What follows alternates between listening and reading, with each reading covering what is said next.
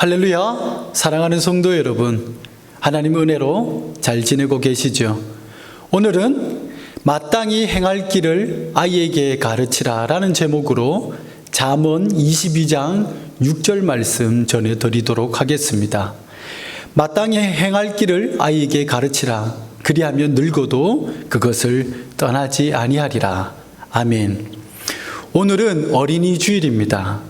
우리 모두가 주일학교 아이들을 소중하게 여기고 또 우리 주일학교 선생님들은 우리 아이들에게 무엇을 가르치고 어떻게 가르칠 것인지를 알아가는 시간이 되고 또 부모님들과 온 교회 성도님들은 주일학교 선생님들의 수고를 알아주는 시간이 되었으면 좋겠습니다. 작년 어린이 주일에는 제가 아이를 많이 낳으시라는 제목으로 설교를 드렸었습니다. 그래서 작년에 권아도 태어났고 라엘이, 서준이, 민우, 영아부의 아이들이 있습니다. 다들 자녀를 많이 낳으십시오. 그것이 하나님께서 우리에게 명하신 복입니다.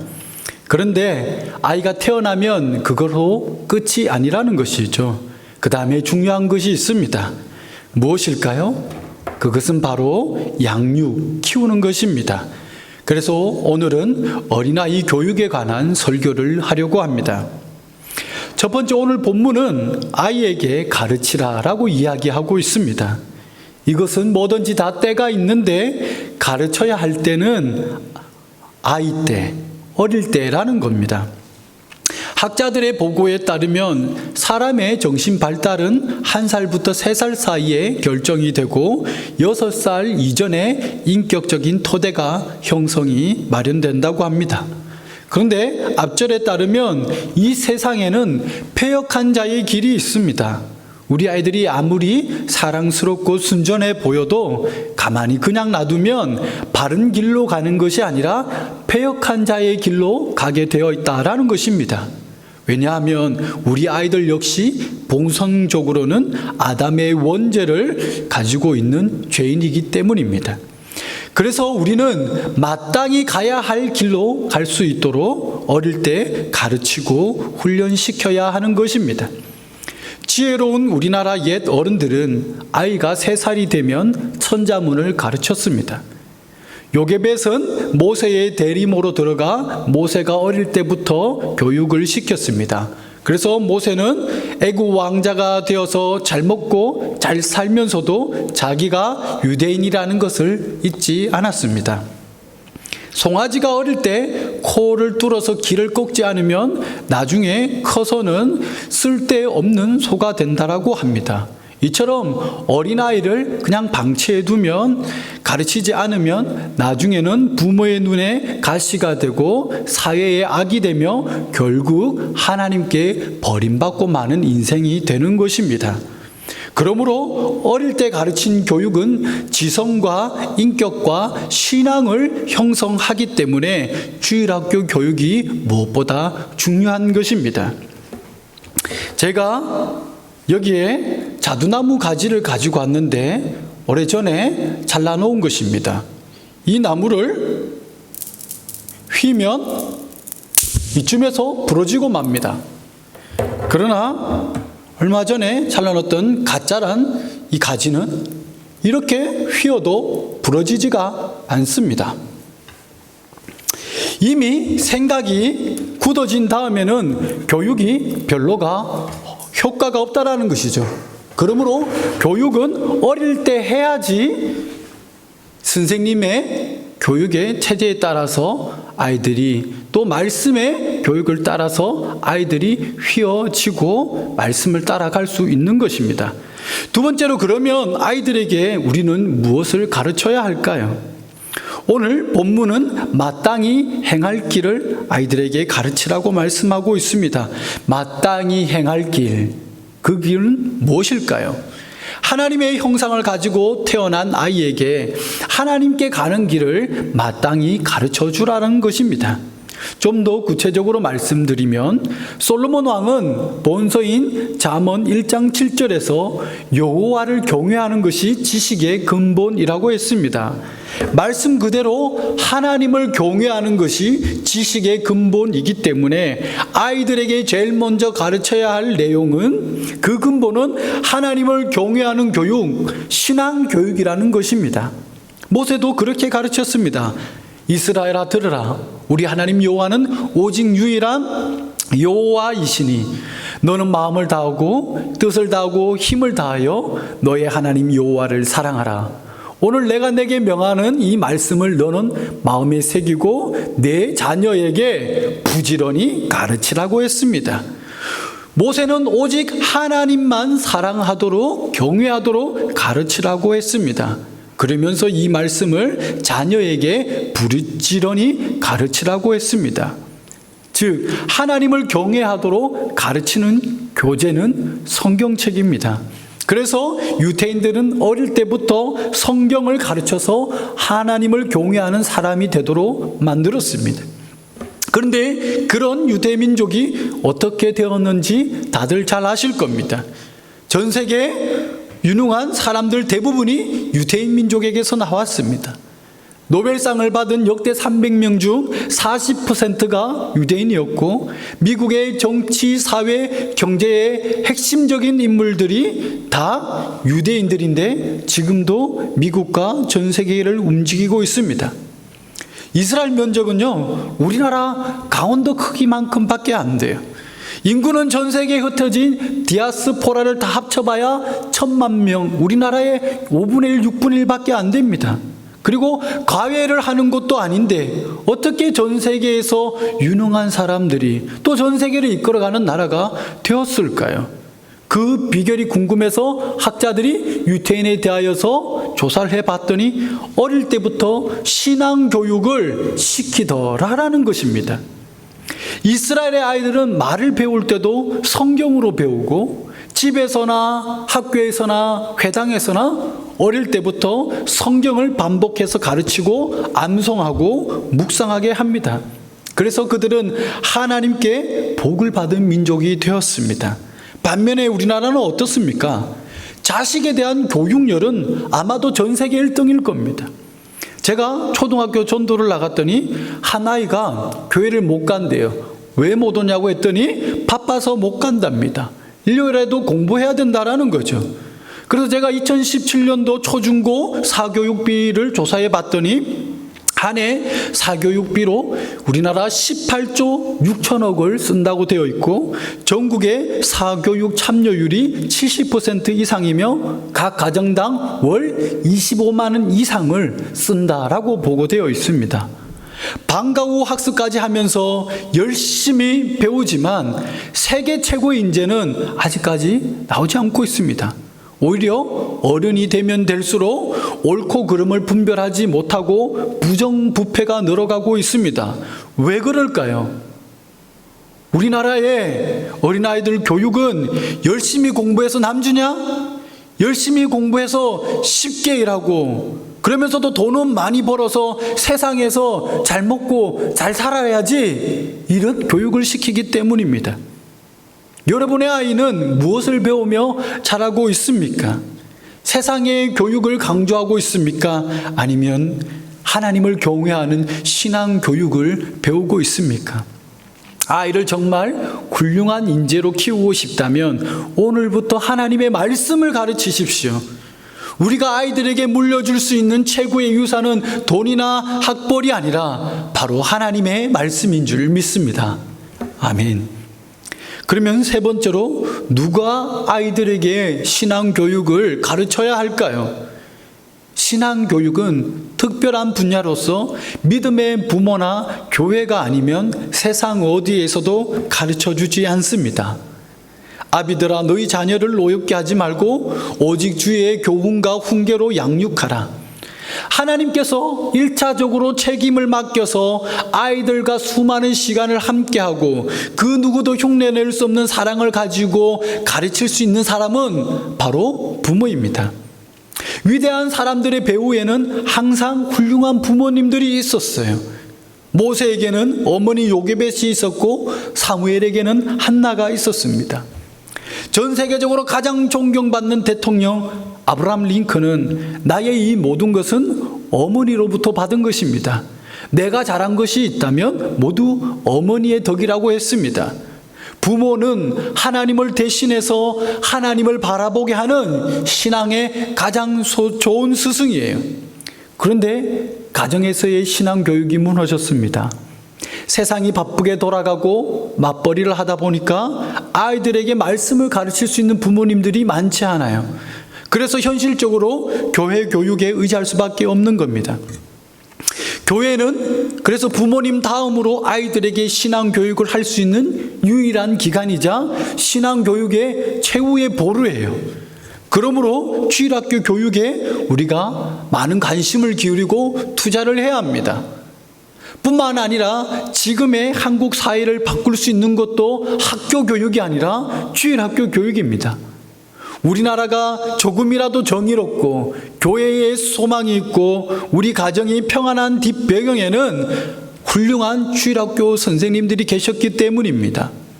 주일학교 선생님들이 아이들 위해서 눈물로 기도하고 인내하며 하나님의 말씀을 가르쳤기 때문에 그 아이들이 믿음으로 자라나서 가정과 교회와 이 나라 각 기관에서 이바지하고 있는 것입니다.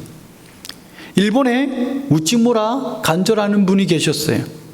사무라이 집안에서 태어나 동경 제1고등학교 교사가 되었는데 일본의 제국주의에 맞서서 이웃 나라를 침략하지 말 것과 천황도 사람이기 때문에 절을 하지 말라고 하다가 퇴직을 당하신 분입니다. 그 후에 그는 6평의 좁은 다다미 방에서 소수의 대학생들을 대상으로 성경 공부를 가르쳤어요.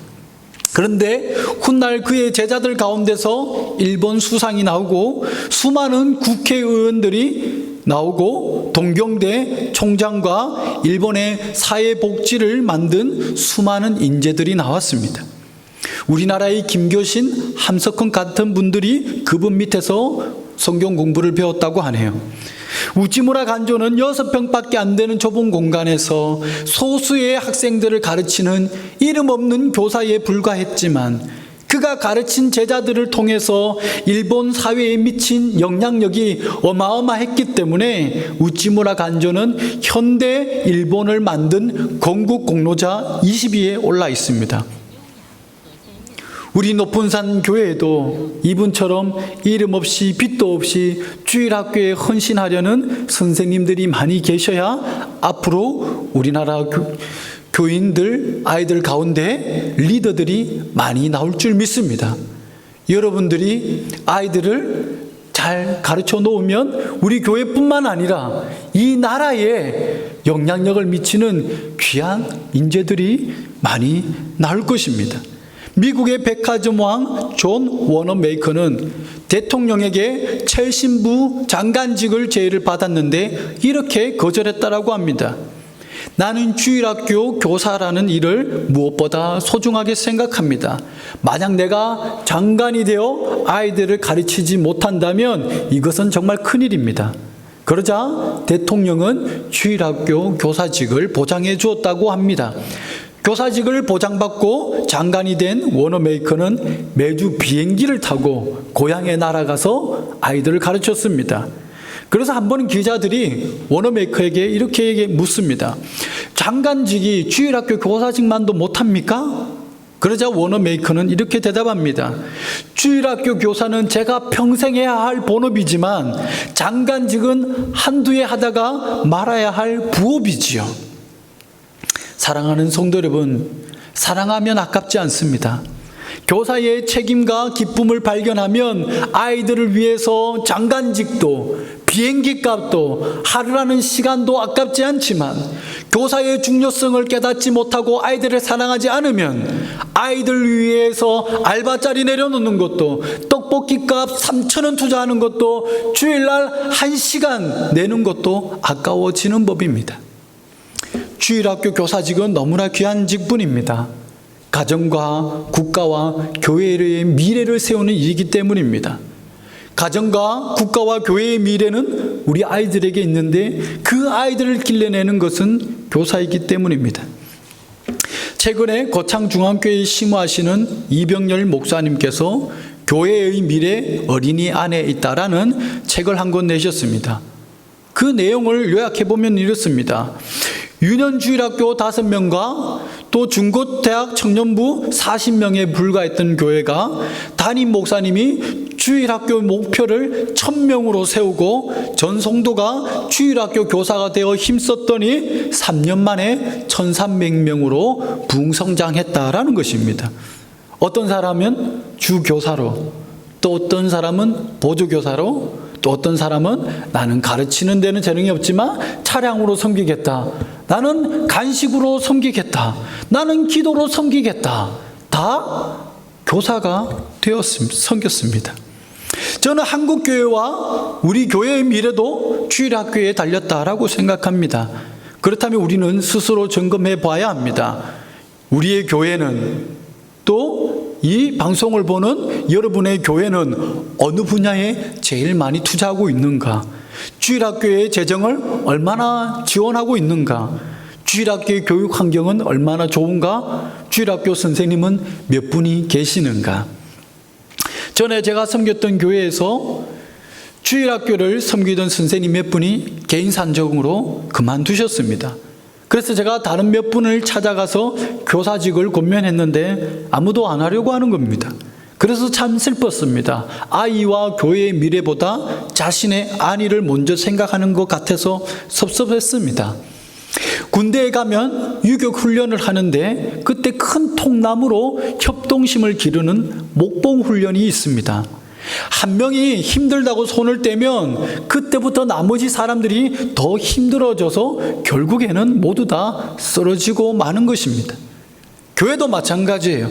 교사가 힘들다고 한 명 그만두면 나머지 선생님들도 더 힘들어져서 그만둘 기회만 보다가 주일학교 전체가 약해지고 결국 건강한 주일학교 없는 교회의 미래는 그 교회도 나중에는 무너지고 마는 것입니다.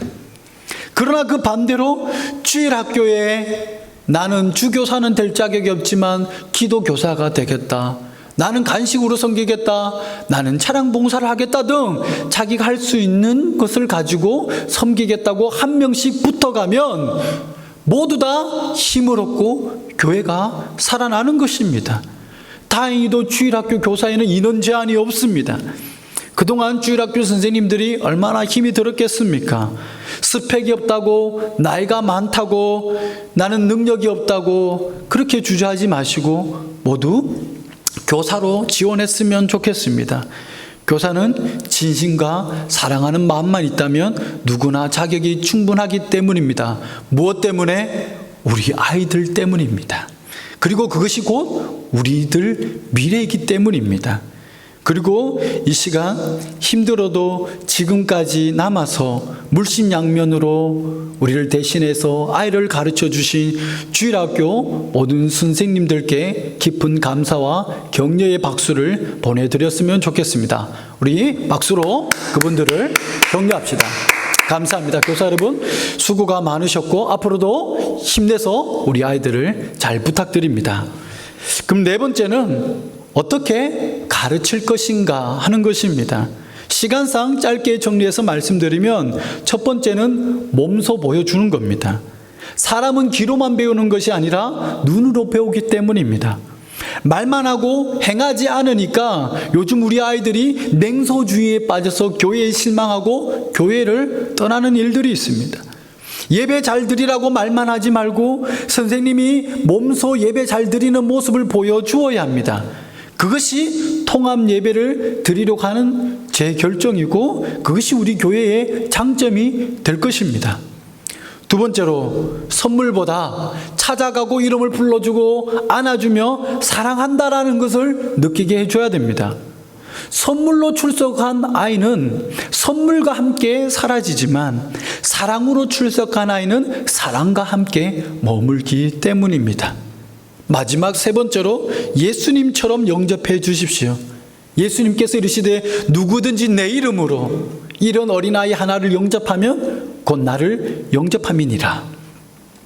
그래서 하정한 목사님이 쓰신 교사 10계명을 모방해서 여러분들에게 알려드릴 텐데 선생님들, 우리 성도님들 가슴에 새겼으면 좋겠습니다.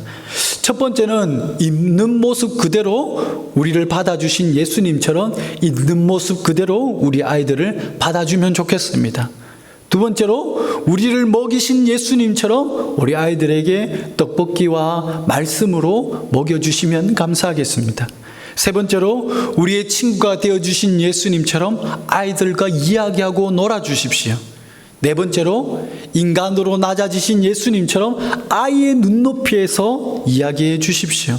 다섯 번째, 찾을 때까지 찾으시는 주님처럼 전화하고 찾아가십시오. 여섯 번째, 죄인을 사랑하신 예수님처럼 장난꾸러기 같은 짓을 해도 사랑해 주십시오. 일곱 번째, 주님이 우리를 위해 기도하신 것처럼 아이들을 위해 많이 기도해 주십시오. 여덟 번째, 우리를 믿음의 가족으로 부르신 예수님처럼 믿음의 자녀라고 여기고 가르치십시오. 아홉 번째, 끝까지 포기하지 않은 주님처럼 절대 포기하지 마십시오. 마지막 열 번째입니다. 우리를 축복하신 예수님처럼 만날 때마다 안아주고 축복해 주시면 너무나 좋은 교육이 될 것입니다.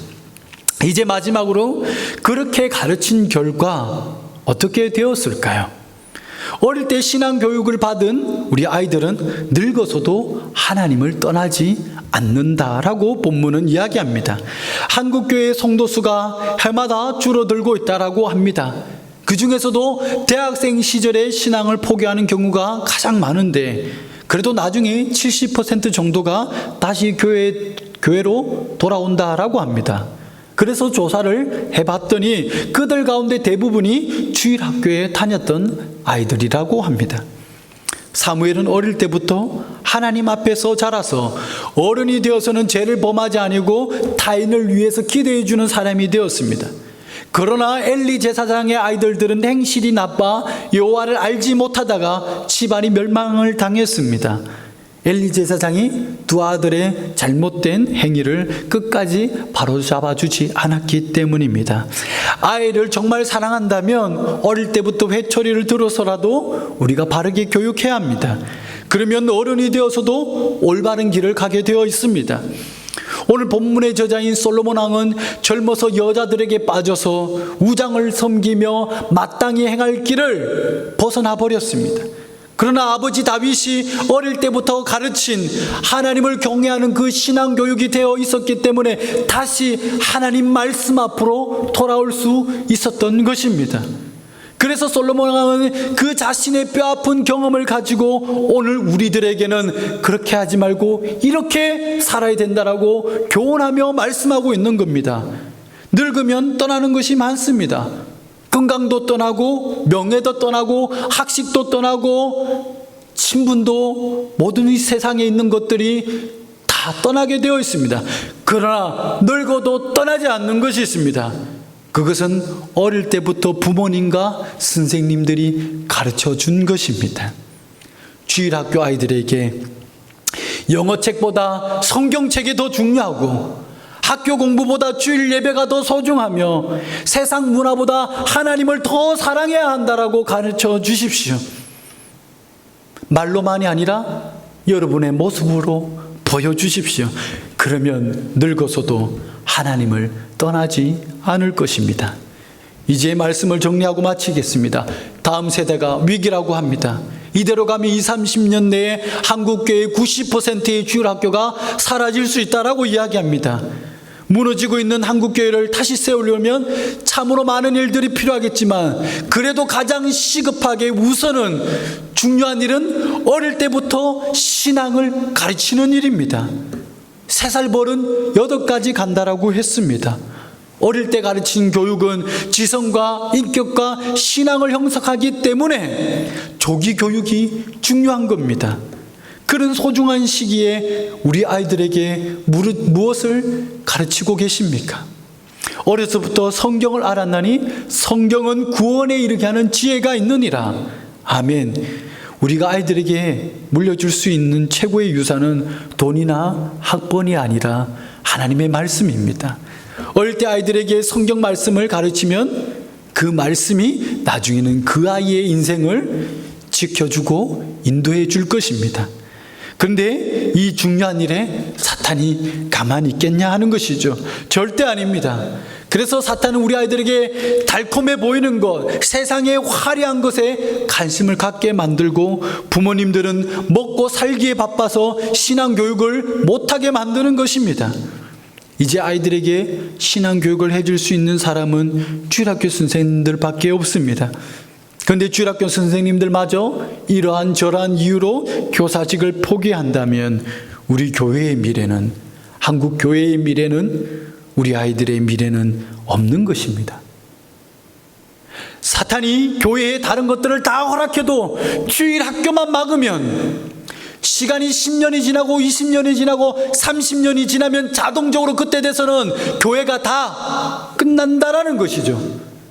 그러므로 온 교회가 나서서 무엇을 해야 되겠습니까? 주일학교를 지원하고 주일학교에 관심을 가지고 주일학교에 섬겨야 하는 것입니다. 전 성도가 주일학교 교사로 지원하고 교회가 주일학교 교회의 부서에 전폭적인 지원을 해야 합니다. 우리 높은산 교회는 다음 세대를 세우기 위해서 통합 예배를 드리고 있습니다.